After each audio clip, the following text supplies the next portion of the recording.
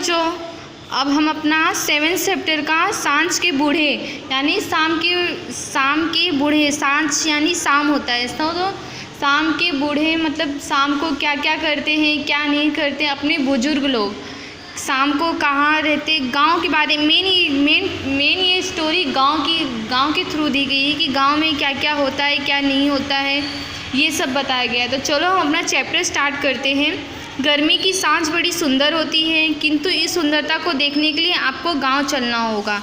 किस गांव में चले ऐसा वो पूछ रहे हैं, तो अच्छा आप अपने ही गांव में चलिए, मतलब वो बोल रहे हैं चलो आप अपने ही गांव में चलो।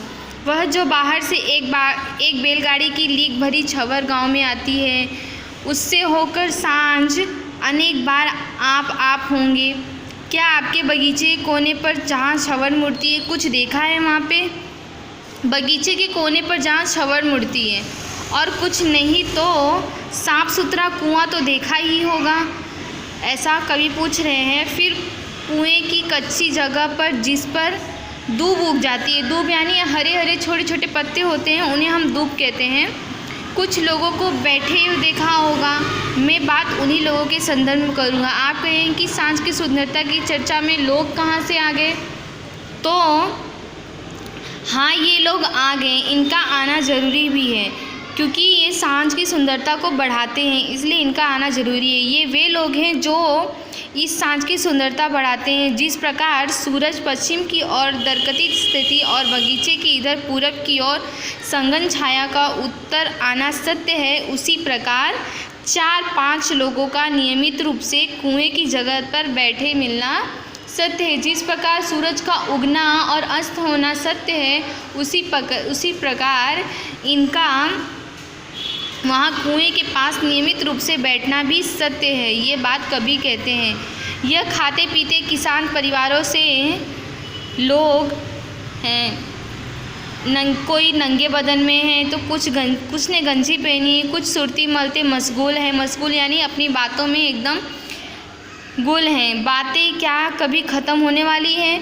जैसे सांझ अंत है और रोज़ रोज़ उतर आती है, ठीक उसी प्रकार इनकी बातें भी नित नई बात चलती ही रहती है। तनिक देर के लिए टूटती है जब कोई उस रास्ते से निकलता है, नहीं तो इनकी बात भी नहीं टूटती है।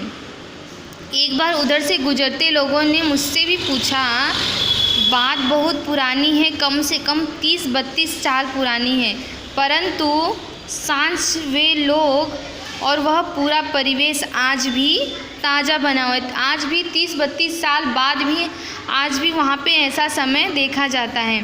मैंने अपने गांव का नाम बताया तो लोगों ने पूछा कि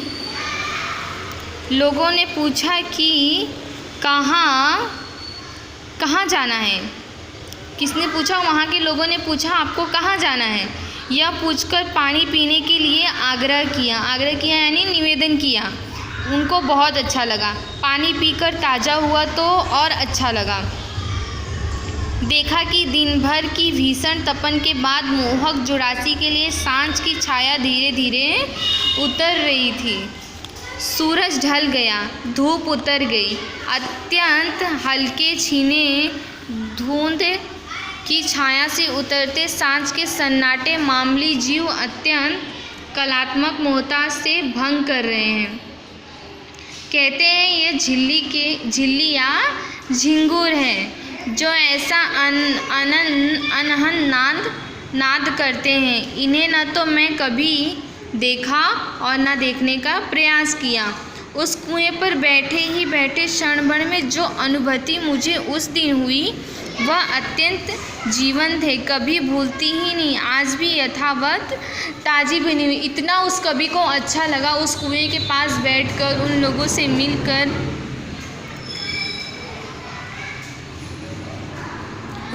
उनको बहुत अच्छा लगा। ठीक है, सचमुच गांव बदल गए, लोग बदल गए। आज लंबे अरसे के बाद इस रास्ते से गुजरा हूँ तो मुझे यह देखकर धक्का लगा है कि अब वो कुआं ही नहीं रहा जहाँ लोग बैठते थे।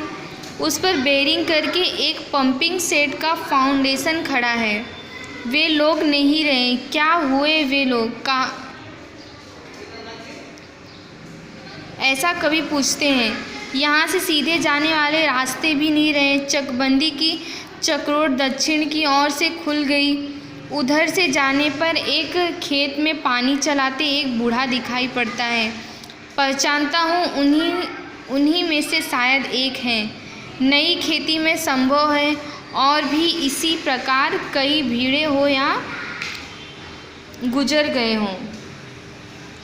अजीब लगता है। सांझ की सुंदरता वही है, सन्नाटा वही है, झिंगुरों की खनकती सितकार वही है, चिड़ियों की लौटी चहक वही है, मौसम की सारी खूबसूरती वही है, उष्मा की पूर्ण शांत संध्या में वही मोहकता है। उसमें कहीं कुछ नहीं बदला यह गांव का अपना मौसम कि गांव के कोने पर संध्या सम कुआं आबाद करते और यात्रियों का घर पूछते वे बूढ़े नहीं रहे। उन बूढ़ों की बैठकी में गांव एक सौंदर्य था, पर सोचता हूँ बदलते गांव में अब सौंदर्य का मापदंड भी बदलना पड़ेगा।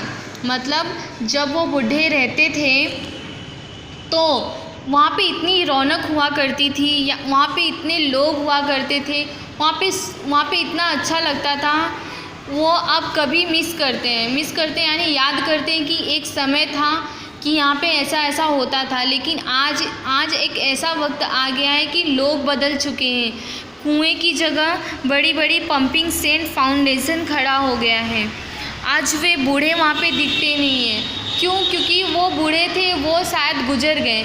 ऐसा कभी ने स्टोरी बताया है कि वो बूढ़े थे, शायद गुजर गए और उनके गुजरने के बाद ये सब हो गया। तो बच्चों इसमें बताया गया है कि इंसान बदलता है, वक्त भी बदलता है, लेकिन जो प्रकृति द्वारा दिए गई हैं वो चीज़ें नहीं बदलती हैं। ओके, तो हमारा चैप्टर यहाँ पे ख़त्म होता है बच्चों। आपको इसका शब्दार्थ लिखना है। परिवेश, वातावरण, आग्रह, निवेदन, जुड़ासी, शीतल से युक्त हल्की ठंड, अत्यंत, बिल्कुल, सघन, घनी, संध्या, शाम, संवेदन, अनुभूति, उष्मा, गर्मी, नाद यानी शोर। Okay, noise. ठीक है बच्चों, तो हमारा यहाँ पे चैप्टर 7 सांझ के बूढ़े यानी शाम के बूढ़े क्या क्या करते हैं क्या नहीं करते हैं उसके बारे में बताया गया था। तो हमारा यहाँ पे ये चैप्टर भी फिनिश होता है। इसकी एक्सरसाइज में आप लोग को नेक्स्ट वीडियो में बताऊंगी। तब तक के लिए आप अपना ध्यान रखें और घर में ही रहें। Thank you so much. और इसका शब्दार्थ टिप्पणी आपको आपकी बुक में लिखना है। पर चैप्टर का टिप्पणी और उसका ग्रामर आपको आपकी नोटबुक में लिखना ज़रूरी है। क्वेश्चन आंसर आप वर्कबुक में लिखेंगे चलेगा, बट इसका टाइटल के साथ चैप्टर का नाम और उसके नीचे शब्दार्थ टिप्पणी, फिर उसके नीचे जो ग्रामर के पॉइंट मैं बताती हूँ एक्सरसाइज लिखवाते समय, वो पॉइंट भी आपको लिखना है। ओके बच्चों, थैंक यू।